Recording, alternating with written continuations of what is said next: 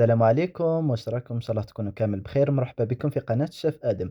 اليوم راح نشارك معكم وصفة الرولي، بنته وحدها، بنته عالمية. لازم أي وحدة شافت هذه الوصفة لازم تجربوا، يعني بنة خيالية.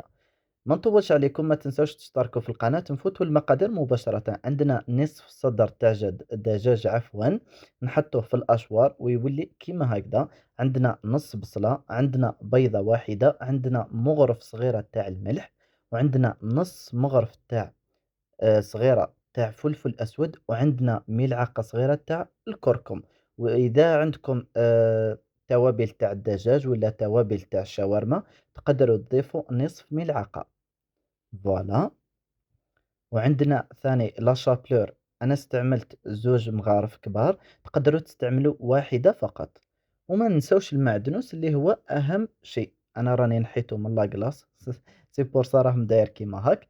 سمحوا لي مانيش نحط لكم في الوصفات هاد الأيامات باسكو عندي شوي ظروف، لكن بإذن الله راح نعاود نحط لكم لي روسات كامل، سواء في الحلويات ولا المملحات بإذن الله تعالى. دركا تجيبوا ورق شفاف بلاستيكي، تحطوه كيما حطيته أنا يكون شوية طويل. من بعد تجيبوا هذاك الحشو وتحطوه على شكل مربع، ويكون العرض والطول تاعو 7 سنتيمتر، يعني شيبر كيما نقولوا. مهم يكون قد الكسكاس تاعكم، باسكو هاد الرولي اللي راح نديروه راح يطيب في الكسكاس. يعني ديروا البرمة ولا القدرة، من بعد تحطوا الكسكاس تاعكم وتحطوا هاد الرولي وتغطيو له ساشي ولا تردوا له، مهم حاجة الفوقة، ويطيب على النار ولا في الكسكاس لمدة نصف ساعة يكون طايب خلاص هكذا. باسكو أني ما صورت لكمش كيفاه طيبته، راني قلت لكم وين تحطوه عادي على الكسكس وتطيبوه. فوالا، تروليو كيما راني نرولي انا. فوالا شوفوا، راه سهل جدا جدا. فوالا هكذا، حاولوا تسوديوه برك باه ما يتفتح لكمش. شوفوا راني نسوي فيه وسويوه على الجوانب. فوالا شوفوا برك، يعني طريقة راهي سهلة بزاف بزاف. ولازم تدوروه كيما هكذا يولي كيما لابول تاع الكاشير ولا قالب تاع الكاشير. شوفوا لي برك، يعني راهي طريقة سهلة جدا. فوالا حنكملوا الحشو تاعنا. هنا راني خشنته شوية، تقدروا تخرجوا حتى الثلث قوالب تاع الرولي تاعكم. فوالا. سمحوا لي برك راني ما صورت لكمش الفيديو كما يلزم، لانه رمضان، رانا يعني في رمضان والمغرب راه يأذن وانا مازال ما كملتش. سمحوا لي بزاف. زوج فيديوهات ولا ثلاثة راهم جايين ما صورتهمش مليح، لكن اللي بعدهم ان شاء الله راح نحاول يعني نصور لكم كلش بالتفاصيل هكذا باش تفهموا.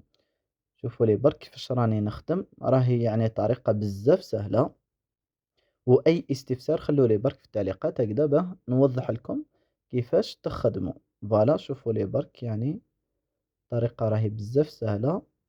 والبنة ما نحكي لكم. بالنسبة للفرماج راني نسيت ما قلت لكمش، حاولوا تستعملوا تاع المثلثات ولا تاع المكعبات من نوع ديالنا، هو يعني الشباب فيهم. انا استعملت موندور، راه يذوب، يعني كيذوب يخلي فارغ في الرولي تاعنا، يعني ما ننصحكمش به.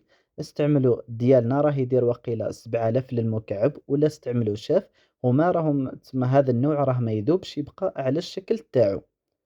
وانتوما والمقدور تاعكم، ولا استعملوا تاع المثلثات نورمالمون، تاع المثلثات ثاني راه ما يذوبش.